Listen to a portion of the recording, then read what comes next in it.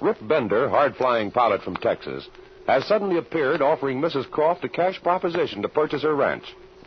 The Croft family need the money, and the land appears to be almost worthless.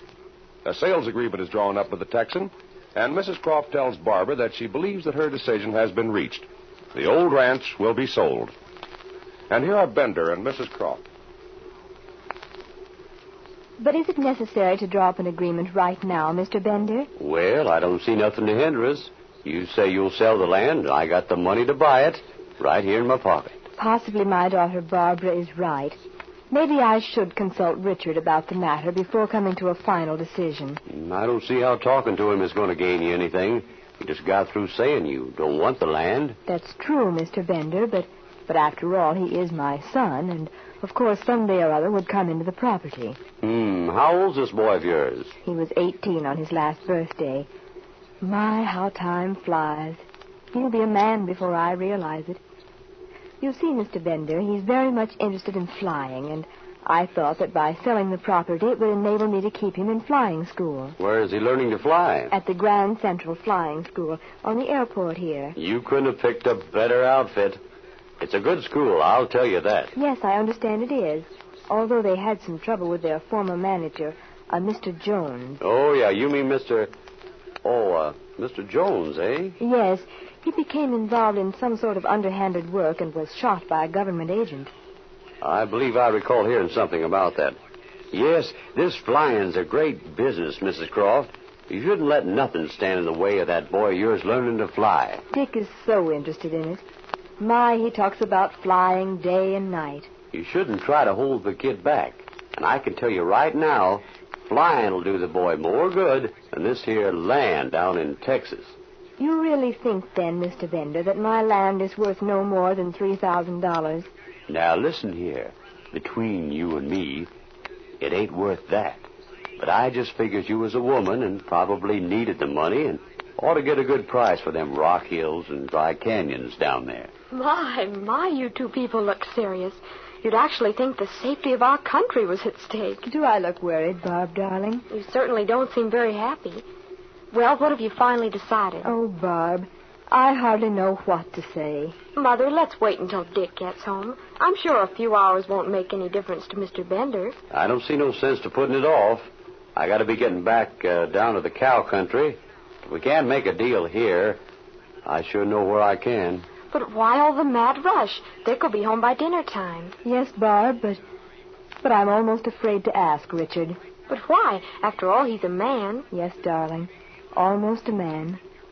But if he thought I was selling the property to help him with his flying, he would never permit it. Now, look here. Why don't you surprise him? Just tell him he don't have to quit flying after all. That you had a chance to sell the old desert land down in Texas and make enough money off the deal so he can keep on flying and have plenty left, too. Oh, that would tickle Richard. The dear boy. I can just see his face light up. And you know very well, Barb, he wouldn't want the ranch sold just to help himself out. Oh, but let's talk it over with Dick anyway. He's the man of the house now, you know. I believe we had better sell the land, Barbara, but what kind of an agreement did you want me to sign, Mr. Bender? Well, it's just a little sales agreement to bind the bargain. I'll make a deposit, and then we can get all the papers together and transfer the deed. Well, come over here and sit down at this desk and write up whatever you want me to sign. But, Mother, I really think it would be better to talk it over with someone. You don't have to mention it to Dick. Why not consult your lawyer, Mr. Sanderson? Barb, Arthur Sanderson doesn't know any more about this land than I do. In fact, I don't think he's ever been in the state of Texas. Oh, the doorbell. Will you see who it is, please, Barb? Here you are, Mrs. Croft. I just signed down here. Hello, Jimmy. Come right in. Well, hello, Barbara. I got out here as quickly as I could. Jimmy, it was so good of you. Hello, Jimmy. I'm so glad to see you. Hello, Mrs. Croft. Thanks. I'm glad to see you again. Allow me to present Mr. Bender, Jimmy. I met Mr. Bender on the field a while ago. Huh? Oh, yeah. You're the kid I meant talking to the mechanic out at the airport. That's right. All right, Mrs. Croft. Just put your name down here. I'll give you a deposit to seal the bargain. Oh, Mother, now that Jimmy's here, let's ask him about it. Oh, well, Barb, darling, let's not bother Jimmy with our family troubles. After all, the poor boy probably has plenty of his own. Oh, but I'm sure Jimmy wouldn't mind, and then we'd all feel better about it. You see, Jimmy, Mr. Bender wants to buy that old ranch of ours down in Texas. Oh, I see. And we thought it would be better to get some businessman's advice, someone like yourself, before giving Mr. Bender the final answer. Well, Barbara, that's a rather difficult situation. Oh, what does the kid know about that ranch or any kind of business? I reckon he ain't never even been in Texas. Besides, I don't see no sense in calling anybody in on this deal. Mrs. Croft, I don't think I know anything about real estate. He admits he don't know nothing about the deal. We might as well sign it up right now. Look, is there any particular reason for such a great amount of haste, Mr. Bender? What do you mean? Well, is there any reason why this deal has to be settled right this minute? That's what I was wondering about, Jimmy. I couldn't see why 2 or 3 hours would make any difference. Mr. Bender himself said the land hadn't changed for 2,000 or 3,000 years. Well, as I said before, I know very little about the deal, but I'm just wondering if Mr. Bender can't wait possibly and, well, maybe until tomorrow morning. Now listen here. I don't see no reason for you being in on this deal at all. Mrs. Croft is a smart lady. I saw that the minute I came in the door. I reckon she can look after her own business. And if she did want advice, she wouldn't go to no youngster that don't know nothing about it. Oh, really? I think we've placed Jimmy in a rather embarrassing position, Barbara, and I, for one, want to offer an apology.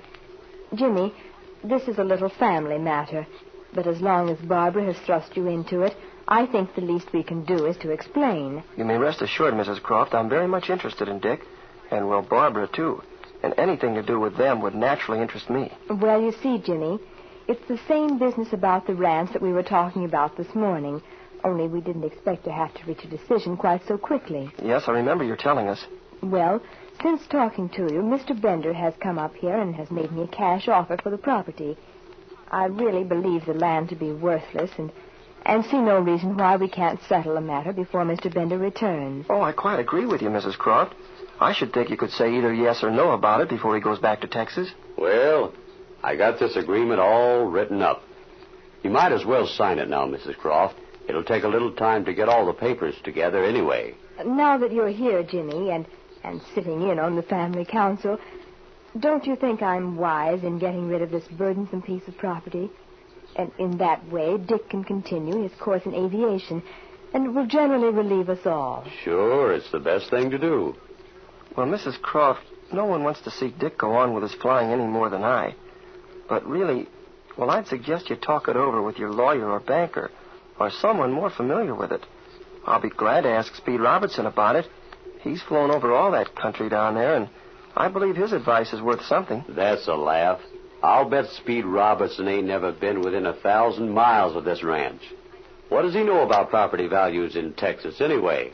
As a matter of fact, I did mention it to Speed after you told me about it, Mrs. Croft. And he said that some of the land in that part of Texas has produced some valuable oil wells. Oh, really? I didn't know that. See, Mother, that's another reason for waiting. Oh, that's a lot of foolishness. Everybody that owns an acre of land down there thinks someday they'll find oil on it. Listen here, Mrs. Croft. There ain't a paying oil well within 500 miles of your place. That shows you how much Robertson and this kid know about it. Well, after all, Mr. Bender, I have been a bit too eager, and, well, it might be better if we discussed your offer with my son before signing the papers. You said you'd sign this agreement, and now you're backing down. Mr. Bender, I know little or nothing about business affairs, but no agreement of this kind is legal until the signatures are on the paper. I'll tell you what I'll do. You come back tomorrow morning, and I'll give you my final answer. I can't wait till tomorrow morning. I got to get back home. Oh, I'm sorry, then. We'll forget about the whole matter. Oh, well, now, Mrs. Croft, there ain't no use acting that way about it. I come a long way to talk business with you. I just tell you what I'll do. I reckon the old man wouldn't mind if I stayed over till tomorrow, and I'll come out and see you. In the meantime, I'll get in touch with this fellow in San Antonio and see what he'll sell his ranch for. Very well, Mr. Bender. Tomorrow at noon, then. And, Jimmy, thank you for dropping by. Not at all, Mrs. Croft. Glad to do it any time. Oh, can I take you back to the field, Mr. Bender? Yeah, maybe Miss Croft here would like to take that ride in my airplane. Oh, no, thank you. I won't be able to today. Goodbye, Jimmy, and thanks for coming out. Goodbye, Mr. Bender. Goodbye. See you tomorrow. Goodbye, Barbara.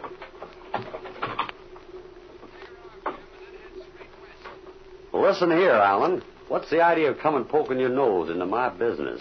The Crofts happen to be very good friends of mine, Bender. They asked my honest opinion on a matter, and I gave it to them. What's all the rush about this deal, anyway? What do you care? What business is it of yours? You tend to your affairs, and I'll tend to mine. I'll admit the sale you're obviously trying to make is your business. But just the same, I don't like it. What do you mean, I'm trying to make? I'm giving them a lot of dough for some land that isn't worth a dime. I'm not so sure of that, Bender. Alan, I'm going to tell you something. When people stick their nose into my business, they get into trouble. I'm going to put this deal over with Mrs. Croft. Do you get it? I'm going to put it over, and if you make one move to block it, it'll be the last move you ever make. Do you get that? The last move. Jimmy, for the moment, has delayed the sale which Bender is so anxious to close. But Rip Bender is apparently not pleased with Jimmy's intrusion. Let's see what happens in the next exciting episode of The Air Adventures of Jimmy Allen.